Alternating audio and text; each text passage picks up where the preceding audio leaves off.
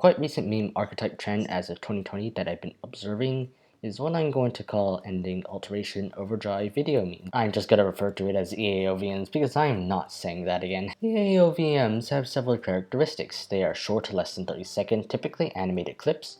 The variations they have, or the joke as you might call it, is always located at the end. Only the ending is changed, unlike say the GameCube intro.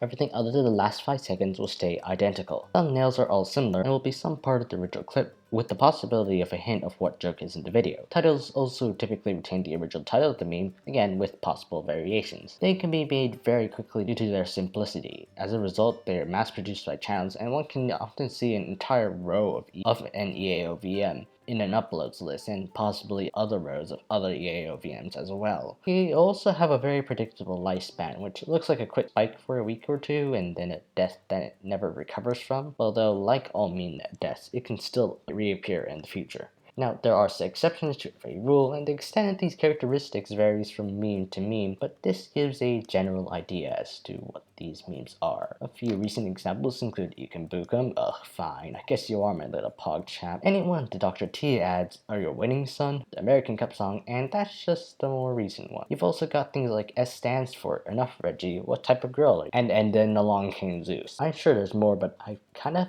forgotten them. One thing I will point out is that meme archetypes don't apply to the entire meme. These aforementioned memes are mostly known for their EAOVM variations, but that doesn't mean they can't have variations of higher quality. S stands for EAOVM variant takes the first couple of seconds of the intro to the anime Blind S and places the word starting with S at the end, and then keeps it at that. But some people recreate the entire intro while still doing the whole S standing for something joke at the beginning. The ugh fine, I guess you are my little pogchamp is mostly known for this clip, which is an EAOVM, but there is also a redraw meme based on the original image plus your general miscellaneous items. But because redraws take a higher amount of work, there's a lesser quantity and thus it's not seen as much. Also, EAOVMs refer to a very specific subset of memes. This is the only way we can actually, draw conclusions about them. Only having a short lifespan, for example, doesn't make an EAOVM, and being a short clip or highly exploitable doesn't do this either. Now, why are these memes so profitable? After all, they only spread because they're good in some way. First of all is the memes themselves. Most EAOVMs work the aspect of unexpected, since one does not know what the ending of the meme brings. Even the thumbnail or title gives a hint the exact execution will still be unknown. Think of it like the ending of a book or a movie. You know the good guys win. The only question is, how? There's also occasionally the aspect of sudden. It's sort of like the punch part of a punchline and can be best seen in the Along Came Zeus and American Cup song memes. The initial clips can be funny as well, for various reasons depending on the clip, which is why they spawned multiple types of memes in the first place. Whether it be an aspect of interesting, unexpected, or anime, these clips are memetic in and in of themselves. However, this does seem rather lackluster. How can this become so popular? Sure, it could be funny, but not exactly super high quality. Well, the thing is, high quality isn't a prerequisite for profitability, as we have seen practically everywhere. First of all, the initial clip before the punchline is super short, as are EAOVMs in general, so although the initial clip is repeated a lot, it's not really an issue, at least at first. As the entire meme is quite short, so more people are willing to watch it because of the whole lower attention span thing. These memes are also super easy to make because of the minimal editing and high exploitability, so creating one every day is extremely feasible, and as we all well know, the YouTube algorithm loves daily uploads. People who upload these memes daily can get a massive advantage from the popularity spike of memes. With channels producing, people demanding, and YouTube recommending, this meme easily rises. And this is what happens with all memes, it's just that EAOVMs get picked up quicker since they can be made quicker. But an EAOVM dies as fast as it grows. One key element is that they're all over the internet for 2 weeks, then perish into nothingness, often with a bit of hatred sprouting after it. Obviously, the more famous ones will be remembered a bit more, but others are practically obliterated. Most typical afterlife tends to be appearing every once in a very, very long while. So why does this happen? The answer is overproduction. There are many people producing many of these memes at a high rate at the same time. Eventually, you make too many of them and the meme becomes oversaturated.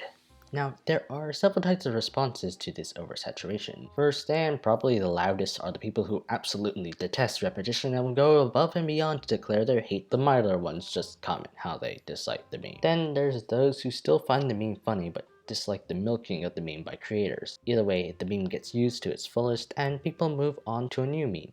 Alright, but this oversaturation happens to every meme eventually. It's the natural life cycle, but what makes EAOVMs unique is that for them, this cycle is so quick that the meme doesn't really get enough time to sink into people's mind. EAOVMs become oversaturated and thus die so quickly that they are almost never remembered in the long run. They are transitory, only existing in the present with almost no traces of them in the future. Because of this, you could call them filler memes, something that only exists in the month that it peaked. That doesn't mean they're bad, just not legendary.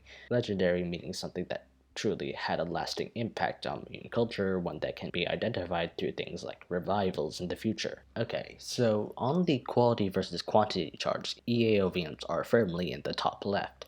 EAOVMs aren't the only mass-producible memes. You've got things like the Galen laser meme or Ronaldinho soccer, which are a bit like reverse EAOVMs since the beginning is different while the ending is the same. You've also got some very similar non-sequitur. These are hard to describe, so I'll just give some examples. Polish cow, spinning Pikachu, dancing cockroach, all similarly highly exploitable and sometimes even paired with EAOVM. Here in the middle, you've got X but Y memes, in which a 2 or 3 minute scene is altered in some way. Examples being We Are Number 1 or Steamed Hand. These are very similar to EAOVMs in that they can be simple to edit.